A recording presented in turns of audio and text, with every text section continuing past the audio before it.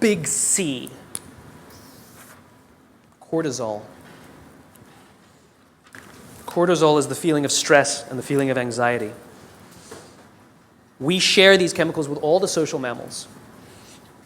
And so when you see a herd of gazelle, you've all seen the documentary on Discovery or whatever, right? You see a herd of gazelle grazing, and one of them thinks they hear a rustle in the grass, and they go, the head, right? That's what cortisol does. Cortisol is designed to keep us alive. It is the first stage of fight or flight. It makes us paranoid. It makes all of our senses hyper-attuned to look for danger. It injects glucose into our muscles to make us stiff and ready to go in case we need to fight or flight. It increases our heart rate like crazy, right? And it makes us start looking. It makes us paranoid to find the danger. And the cool thing about cortisol when you work in a social environment is if other people sense that you're nervous, they get nervous. So all the other gazelle go, they didn't hear anything. They just saw Steve over there get really freaked out. And so they got all freaked out. And now they all start looking for the danger. Good system. And one of them, who didn't even hear the initial rustle in the grass, sees the lion, runs, they all run, they all live another day. Good system. So that when we go to work and somebody says, I think there's going to be layoffs, all of us are like, what do you mean? Wait, we're all paranoid now. We're all freaked. I shouldn't have talked in that meeting. We start to get crazy. We start to get paranoid. Our hearts start to race. That's what cortisol does. It's trying to keep us alive. You wake up in the middle of the night, you hear a bump in the middle of the night. What's the first thing you do? You wake the person next to you. And then what do? They go, and if there's nothing there, you go and trust your eyes, right? You go looking for it. We're visual animals, right? If there's nothing there, you go like this. Cortisol leaves our body, and we relax, and our heart rate goes back down. Cortisol, to get all of that extra energy, to make us paranoid, to make us self-interested, it needs to shut down non-essential systems, because it has to get it from somewhere, right? So it shuts off things like growth. You don't need your fingernails to grow at that moment. It shuts it off. The other thing it shuts off is our immune system. Don't need it in that moment. The problem is you're not supposed to have cortisol in your system all the time. You're supposed to have it in and then gone. And when we go to work in a place that doesn't make us feel like we belong, that doesn't make us feel safe when we're at work, guess what? We got little bits of cortisol dripping in our body. Drip, drip, drip, drip. Makes us paranoid. Drip. I know my boss hates me. I know he hates me. He hates all my ideas. I know it. Drip.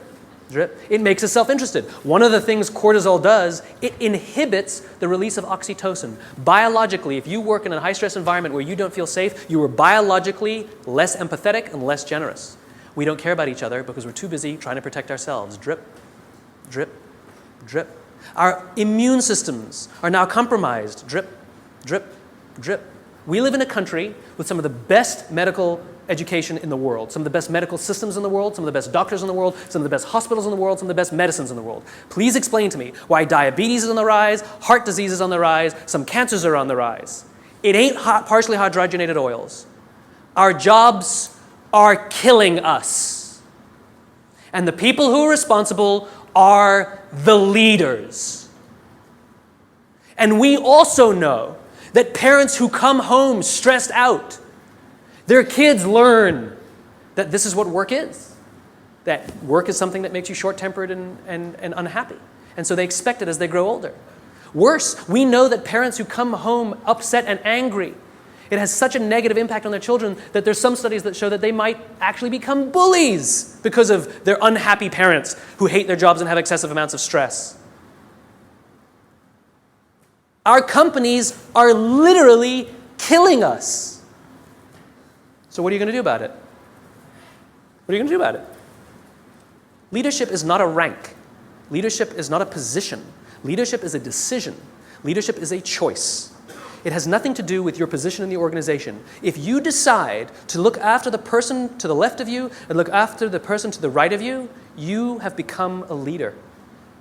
You've seen the movie 300, right? The Spartans, the greatest fighting force of all time. You want to know one of the things that made the Spartans great? Wasn't their muscles, wasn't their spears. It was their shields. They stood shield to shield, and the phalanx was strong because those shields were big. And they were told when they were young children, you either bring your shield home or you come home on your shield. The punishment for losing your shield was tremendous in battle. Because If you lost your shield, that means you cannot protect the person to the left of you and the person to the right of you, and you have destroyed the phalanx. It's the shield that matters, not the spear. Not the spear. It's your willingness to sacrifice yourself, not your life, maybe your credit, maybe your little time, maybe a little energy, maybe your time, maybe getting up from your desk and talking to somebody for 30 minutes instead of sending a 3-minute email. It's your willingness to sacrifice for someone, to hold that shield up so that they feel safe, that makes you a leader. And you want to know how you beat a dopamine addiction? If you're worried that you're addicted to performance and all those dopamine things, Alcoholics Anonymous has been highly effective for decades, 80-something years. We all know the first step of the 12 steps. We joke about it, right? Admit you have a problem. Do you know the 12th step? Don't say, it's supposed to be anonymous. I'll tell you what the 12th step is.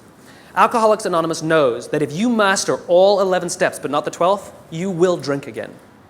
If you master the 12th step, you will beat the disease. What's the 12th step? The 12th step is the commitment to help another alcoholic. Service. Service to another. Oxytocin wins. Serotonin wins. The more we look after each other, the safer we feel, the more we feel like we belong, and the more we will work together to confront the dangers outside. Do this for others, and others will become Johnny Bravo. Thanks very much.